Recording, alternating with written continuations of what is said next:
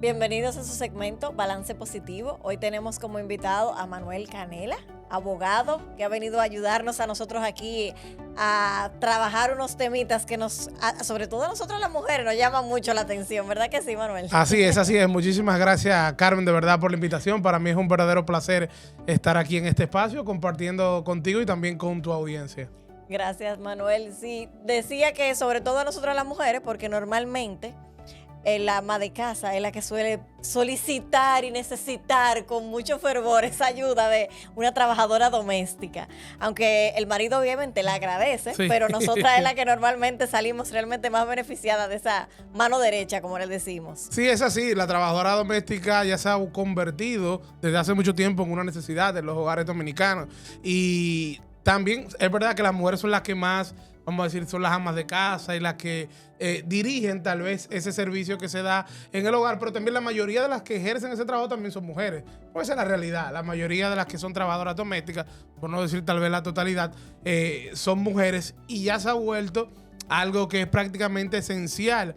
Y no solamente en hogares de clase media alta, se da en todos los niveles, porque no solamente podemos pensar en trabajadora doméstica, en aquella que tenga una casa de familia con cierta posición económica. No, señores. El que sale a trabajar todos los días de su casa, por ejemplo, y tiene unos niños que se quedan en la casa, necesita también una persona que haga el rol de una trabajadora doméstica para poder encargarse de estos niños y de esa casa. O sea que yo creo que este es un servicio sumamente fundamental que aplica a prácticamente toda la sociedad dominicana. Claro que sí. Lo que sí, obviamente, ha evolucionado mucho, sí, porque en la época de nuestros padres, nuestros abuelos, era muy común que esa trabajadora doméstica viviera en la casa, sí, se convertía en parte de la familia, duraban 20, 30 años, veían crecer generaciones y inclusive se pasaban de, mira, ella trabajaba en casa de mi papá, pero ya yo no la necesito y ahora se va conmigo.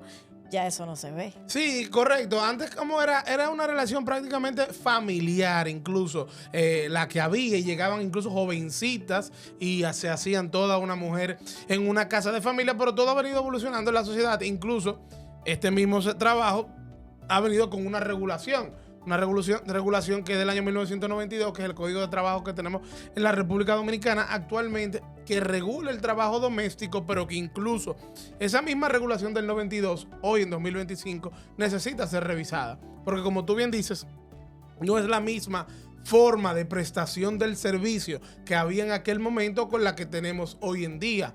No son los mismos derechos de los que tenemos que hablar que se le concedieron en ese momento a los que hoy en día se exige, se reclaman y que incluso uno entiende que sí, que deben ser derechos que deben ser reconocidos. O sea, que yo creo que hay una deuda incluso hasta social y de todos los gobiernos de reconocerle una serie de derechos a este tipo de trabajadoras. ¿En el 92 fue el último arreglo que se le hizo a la ley? Sí, el Código de Trabajo realmente la última modificación que tuvo fue esa del 1992. Han habido uno que otras enmiendas tal vez un poco sencillas que se han ido adecuando, pero el Código de Trabajo que tenemos es del año 1992 y por tanto el trabajo doméstico queda regulado en ese código a partir del artículo 258 en su título 4 y establece cuáles son los derechos, cuáles son, digamos que las obligaciones principales que tiene el empleador y la empleada doméstica.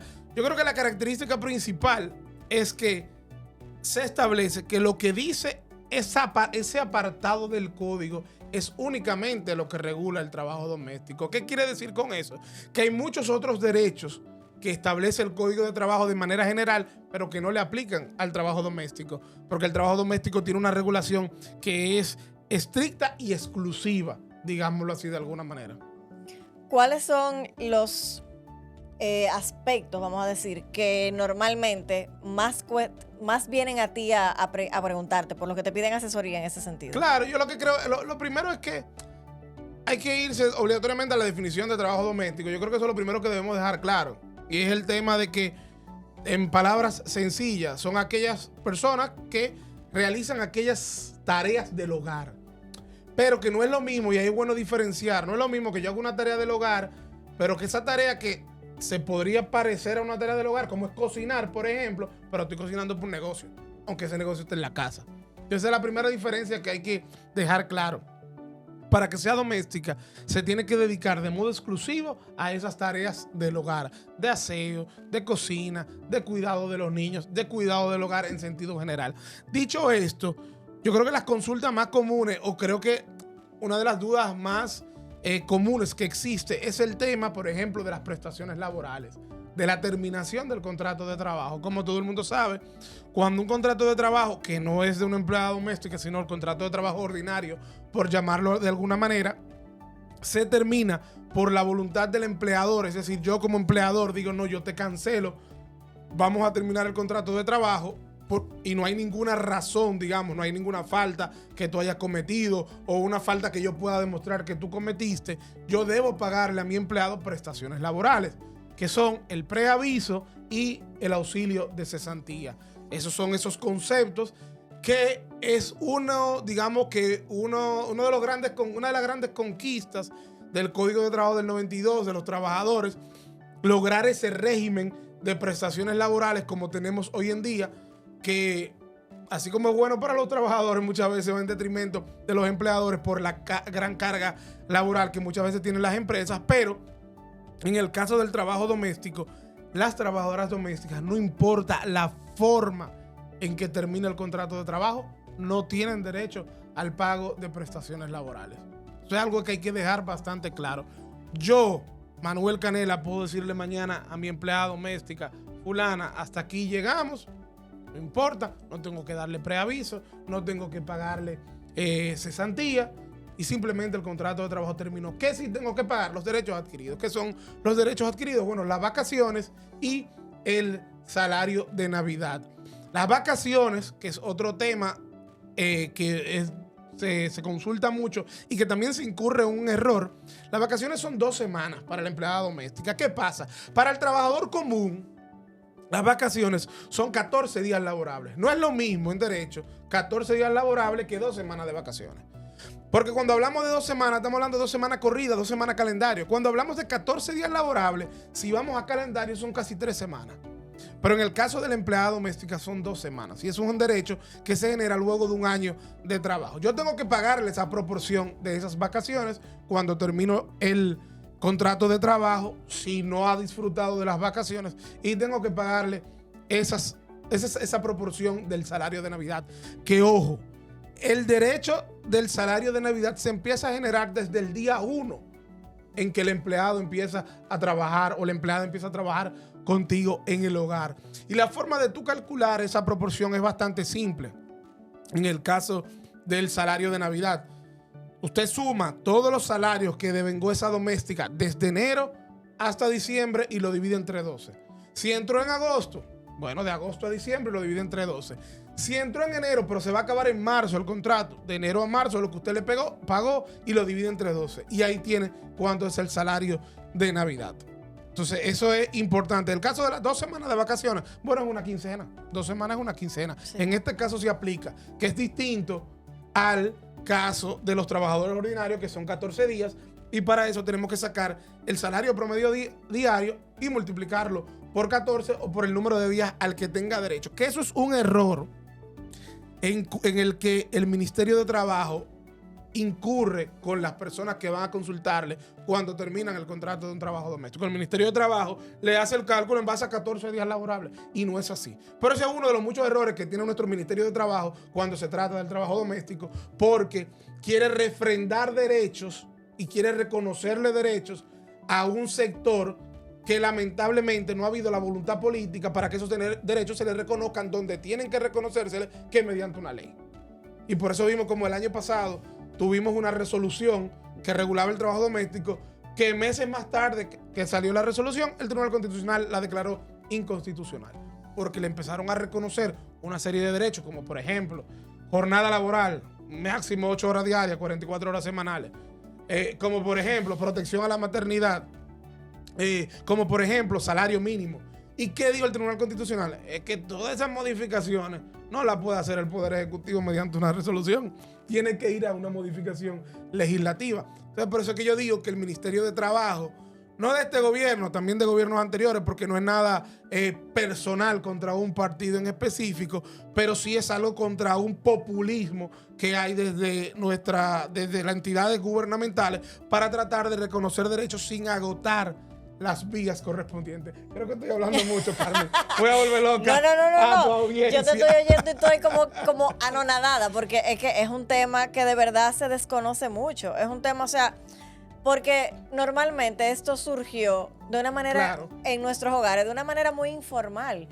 Y precisamente por esa informalidad, por ese nivel de informalidad, es que lamentablemente se ven, vamos a decir que perjudicadas estas trabajadoras domésticas, porque al no haber estar formalizadas, no tenían una forma de exigir esos derechos ante su trabajo. Entonces, ¿qué decir? O sea, una de las inquietudes más grandes siempre es lo que tú comentabas, de las prestaciones y el tema de las vacaciones. Y otra cosa que yo veo también que se cuestiona mucho es el tema de los días festivos. Sí. Porque si tú trabajas en mi casa y el día de fiesta yo te lo doy, entonces yo no tengo día de fiesta para mí, porque entonces yo tengo que... Claro, entonces mira, ese es un tema también. Ese es un tema. La realidad es que los días festivos, y ahí tenemos que interpretar un poco la ley, porque la realidad es que el Código de Trabajo no establece nada en específico con relación a esos días festivos. Ahora, ¿cuál es la interpretación que yo hago de la ley? La ley de los días feriados lo establece otra ley, no es específicamente el Código de Trabajo. Hay una ley de días feriados, también está el tema de la Constitución que establece días feriados, y yo considero que las domésticas tienen derecho a su día feriado. Eso es una realidad.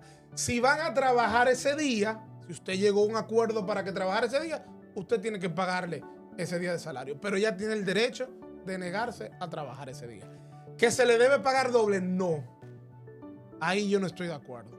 Porque ya ahí sí el Código de Trabajo regula que a aquellos trabajadores ordinarios que trabajan un día feriado se le debe pagar el día al doble. Yo entiendo que a las domésticas no hay que pagar el día al doble, sino que si usted llega a un acuerdo con ella de que ella va a trabajar ese día, usted le debe pagar ese día de trabajo. Pero eso es algo que está completamente, digamos, en una nebulosa.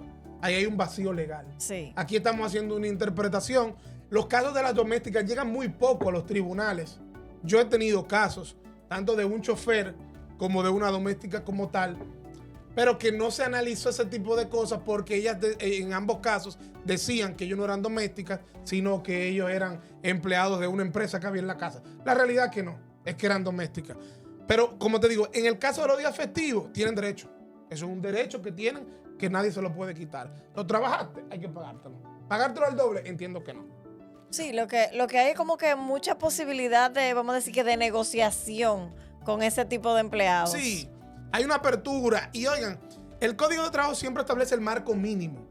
A partir de ahí, usted puede otorgar beneficios a favor de ese empleado sin ningún tipo de problema. O sea, que si usted se lo quiere pagar al doble, yo lo aplaudo y yo creo que es justo. Si se quedó, por ejemplo, uno de los últimos feriados, el del 1 de mayo, si se quedó en su casa el 5 de mayo y trabajó ese día, tengo una compensación con esa persona. Tenemos casi que cerrar, pero no quiero que dejemos de tocar brevemente cómo se maneja el tema de cuando una doméstica sale embarazada. Claro, y ese era también el otro punto que más preguntas hay. Mira, eso es la protección a la maternidad. ¿Qué pasa? El Código de Trabajo actualmente en República Dominicana no protege la maternidad de las domésticas.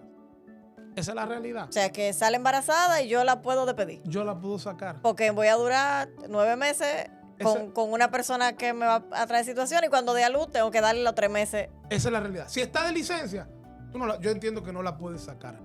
Está de licencia porque en medio del embarazo le dieron 2 semanas. Bueno, no, espera que se acabe su licencia, te puedes terminar el contrato de trabajo. No digo que lo hagas, digo lo que puedes. Claro. Se va de licencia de maternidad 14 semanas. ¿Qué hago, Manuel? Tú no le tienes que pagar su salario. Esa es la realidad también. ¿Por qué? Porque en la vida real, para llamarlo de alguna manera, en los trabajos ordinarios, cuando una mujer se va de licencia de maternidad, al empleador, la seguridad social, le reembolsa ese dinero. Le reembolsa ese dinero. O sea, el empleador no tiene esa carga porque tenía a esa trabajadora inscrita en la TCS. Entonces, ¿cuál es el problema aquí? Y es de las cosas que hay que regular. Debemos regular que debe haber una forma en que yo como empleador puede inscribir a mi empleada trabajadora doméstica doméstica. en la tesorería Claro. de la Seguridad Social. Y hay un aporte, aunque sea mínimo, pero un aporte mío, un aporte de la trabajadora y un aporte del Estado, como se Claro. trató de hacer. Pero eso tiene que haber una modificación legislativa. Sobre todo porque la República Dominicana es signataria del convenio de la OIT que trata sobre el trabajo doméstico. Y nosotros nos comprometimos a reconocerle la protección a la maternidad a las domésticas. Y todavía no lo hemos hecho.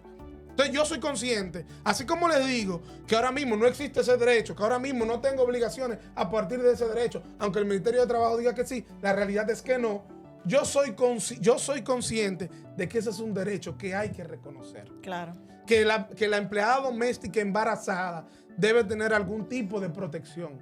Lo que no podemos pretender es que la carga de esa protección recaiga sobre los hogares. Claro. Porque lamentablemente un hogar no es una empresa. Un hogar no tiene lucro.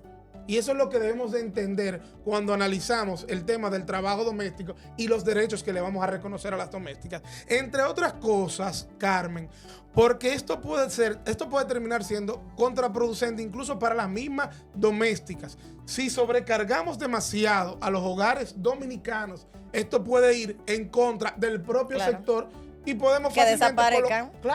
Colocarlo en una camisa de fuerza que no vamos a saber qué va a pasar. Sí, ¿no? Que terminamos diciendo, no, yo no la puedo pagar y no la voy a tener. Totalmente. Y como les decía, esto no es solamente un servicio de clase media alta.